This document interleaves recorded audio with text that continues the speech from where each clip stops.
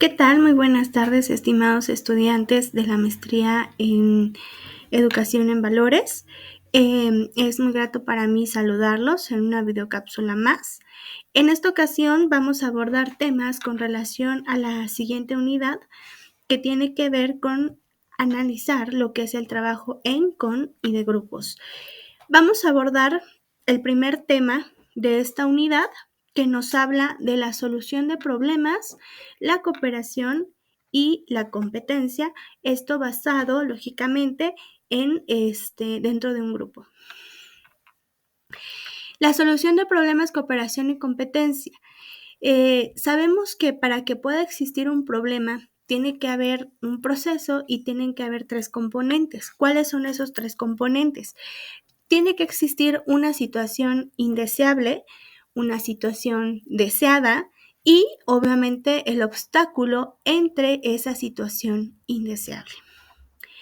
Cuando un problema se origina dentro del grupo, entonces tenemos que buscar la forma más factible de solucionarlo, porque si no se soluciona, entonces puede llegar a afectar a más miembros de este grupo, lo cual puede causarnos problemas un poco más grandes dentro del grupo. ¿Qué hacemos para solucionar un problema dentro de un grupo? Pues bueno, en esta ocasión vamos a hablar de 5 puntos importantes para la solución de este problema.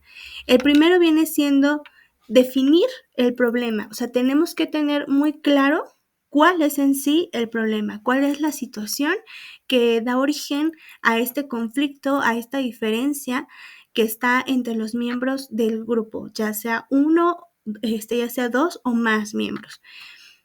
Analizar bien ese problema, ¿no? O sea, de dónde vino, por qué surgió, etcétera. Generar posibles soluciones, es decir, pensar en algunas propuestas que puedan ayudar a solventar ese problema. Evaluar precisamente esas soluciones sería nuestro paso número 4. ¿Por qué? De todas las propuestas de solución que podemos tener, incluso soluciones mismas que puedan ser planteadas por los mismos miembros del grupo, entonces nosotros podemos hacer la evaluación de estas propuestas para elegir la que sea más adecuada. Y una vez que la hayamos elegido, debemos de implementarla, es decir, tenemos que ponerla en práctica. Pero esto no se queda ahí, sino que una vez que haya sido implementada, pues hay que evaluar precisamente esa solución, si realmente nos llevó al resultado que esperábamos o no nos llevó a ese resultado, si realmente nos ayudó a solucionar o no el conflicto o el problema en sí que había. Es importante tomar en cuenta también dentro de un grupo 2 conceptos básicos que son la competencia y la cooperación. Sabemos que la cooperación tiene que ver con el apoyo que dan todos los miembros del grupo para determinado fin que ellos tienen, es decir, trabajan en conjunto para lograr una meta, para alcanzar una meta, y cada uno aporta lo que debe de acuerdo al rol que juega dentro de este grupo. La competencia, a diferencia de esto, pues viene siendo que a veces dentro del grupo existe esa competencia para querer sobresalir dentro de este grupo, ¿no? Entonces aquí pues tenemos que tener cuidado porque a veces este tipo de situaciones del último punto que yo mencionaba pueden dar origen también a lo que hablábamos en una cápsula anterior, que es el pensamiento de grupo. Estos conceptos de los que hablábamos, la competencia y la cooperación, juegan un papel básico dentro de lo que es el grupo, pues estos nos ayudan a entender y a controlar el proceso social.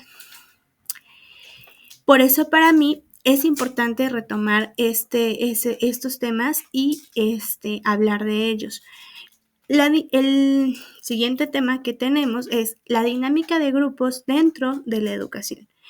Como ustedes saben, pues están enfocados en lo que es la maestría en educación, y entonces si habláramos de lo que es la dinámica de grupos, podríamos utilizar este concepto en muchos ámbitos, no únicamente en la educación.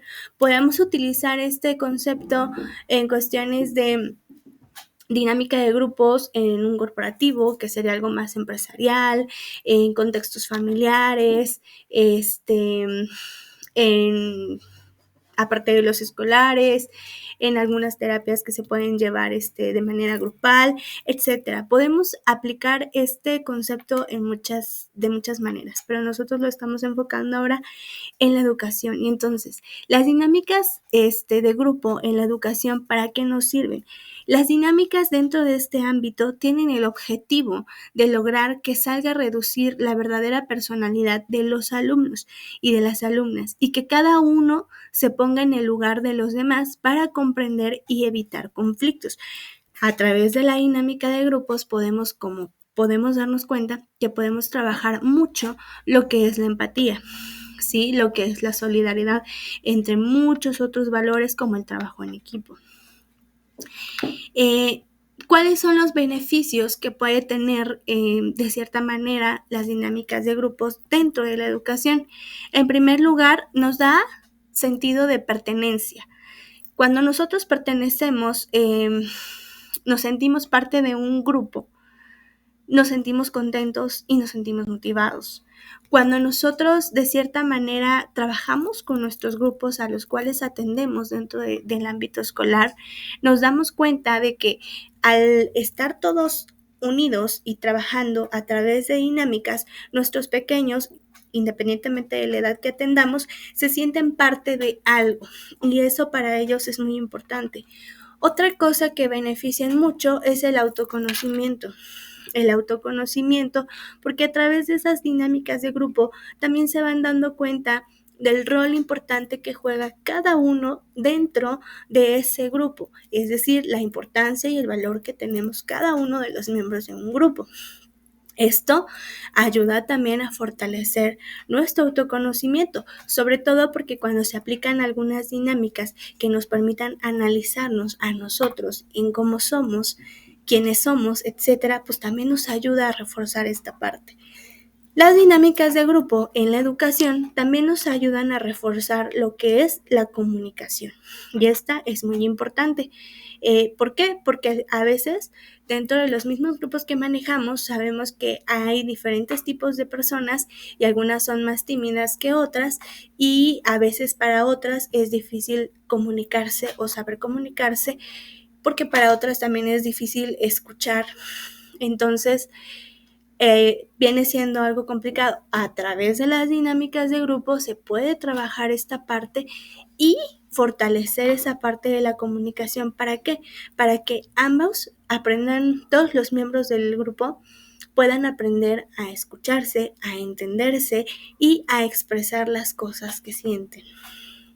Aumenta la motivación, como ya lo decía, y esto tiene que ver con el primer punto, con el sentido de pertenencia. Cuando uno se siente parte de algo, pues también está motivado a hacer muchas cosas bien.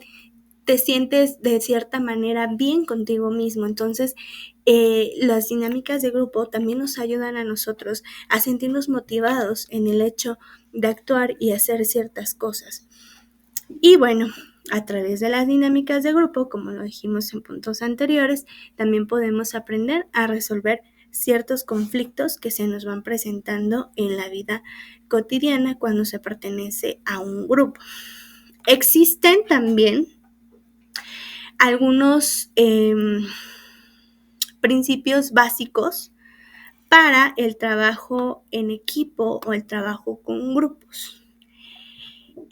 Algunos de estos principios los vamos a mencionar en este momento y para comenzar vamos a hablar de la comunicación, la vamos a retomar. Entre más clara sea la comunicación, este es un principio básico para la forma dentro del grupo y para también los pequeños equipos que se pueden formar dentro de un mismo grupo. Entre más clara sea la comunicación, mayores garantías tenemos de que exista un buen funcionamiento grupal. Por eso es que es importante trabajar con esto y esto lo logramos a través de las dinámicas, ¿sí? Y trabajando pues lo que son los principios básicos, obviamente, de la comunicación en sí. La formulación del objetivo. Esto es importante, o sea, tenemos que tenerlo bien establecido desde un principio. Un grupo que no tiene claramente cuál es su objetivo nunca será productivo ni tampoco será gratificante, pues no sabe hacia dónde ir ni cómo caminar, ¿no? Por lo tanto, difícilmente puede guiarse hacia donde debe. El siguiente principio es la flexibilidad. Lo fundamental de toda planificación es la flexibilidad y la capacidad de adaptación a situaciones nuevas. El establecimiento de los objetivos, la evaluación continua y la flexibilidad son las claves de la planificación efectiva. Sabemos que dentro de la planificación o dentro del plan que establecemos como grupo para alcanzar una meta o el objetivo que tenemos establecido desde el principio, muchas veces se pueden presentar ciertas contingencias. Creo que todos con la experiencia que tenemos lo sabemos. Con el trabajo que tenemos nosotros con nuestros grupos, muchas veces tenemos establecida ya una meta, sin embargo, en el proceso, parte de lo que teníamos planeado se va modificando. Pero por eso es que es importante tener la flexibilidad. ¿Por qué? Porque a través de esto aceptamos que algo en el proceso quizás no está funcionando de la manera en la que esperábamos que funcionara y entonces tenemos esta flexibilidad de decir, ok, bueno, entonces vamos, lo cambiamos y lo modificamos porque esto se debe de hacer así. Obviamente esto va a depender de las necesidades que presente el grupo en ese momento, ¿no? Pues la flexibilidad también viene siendo un principio básico y muy importante para lo que es el trabajo con grupos. La participación. El éxito y buen funcionamiento de un grupo depende en gran parte del grado de participación que existe en él, ¿sí? Y es decir, la participación que tienen todos los miembros de ese grupo, ¿no? Para ello, pues es necesario, pues trabajar mucho lo que es la integración, el hecho de saber escuchar, saber intervenir en los momentos que son adecuados y pues la estimulación precisamente a hacer estas cosas. Posterior a ello viene lo que es el liderazgo, otro principio básico que es muy importante. Este debe estar estrechamente vinculado con la estructura del grupo y su forma de trabajo. La tarea de coordinación, animación o simplemente de moderación de las reuniones grupales son relativas en el grupo. El liderazgo es fundamental dentro del equipo, porque si la cabeza a veces no funciona como debería, entonces difícilmente vamos a poder lograr traer a los demás hacia la meta que esperamos. Entonces, el líder del equipo o nosotros que como maestros jugamos el papel de líderes de nuestros grupos, tenemos que estar bien capacitados y conocer bien cuáles son las necesidades, cuáles son mis metas, cuáles son mis objetivos y cuáles son las herramientas que están a mi alcance de acuerdo al contexto en el que me encuentro. ¿Para qué? Para poder saber dirigir de manera efectiva a mi grupo y poder juntos alcanzar esa meta que estamos buscando. El ser líder es muy importante y vamos aprendiendo conforme a la marcha con la experiencia que vamos teniendo. El consenso también es imprescindible. Es un tipo de solución mixta, donde cada parte cede algo y logra algo.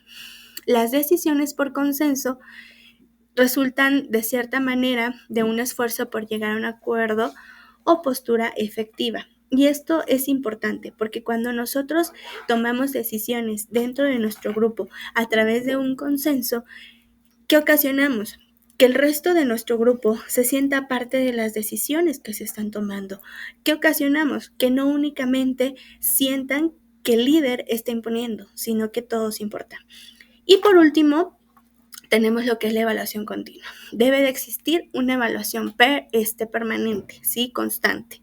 ¿Para qué? Para que podamos estar constantemente viendo si la forma en la que estamos trabajando es o no la adecuada. Si no, entonces de ahí partir y tener la flexibilidad para aprender a modificar. Pues bien, vamos a dejar hasta aquí esta pequeña videocápsula. Espero sea de su agrado y pues bueno, me despido y nos vemos en la siguiente cápsula.